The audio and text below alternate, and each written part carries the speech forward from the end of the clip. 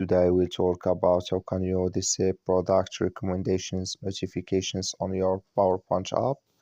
So all you have to do in verse, so you just go here, you go above your photo profile, click on it. So then it's going to take you to this list. It's going to show for you like this. You click here on settings here, you just click on it.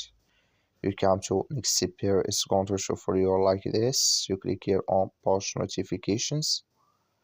So when you just click on push notifications, it's going to take you to this list. Click here on notification categories here.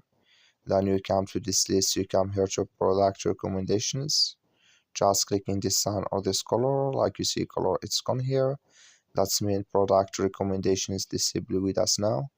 So that's all you have to do. I wish now you are great. That's all. Thank you for watching. Don't forget to support us by liking and subscribe.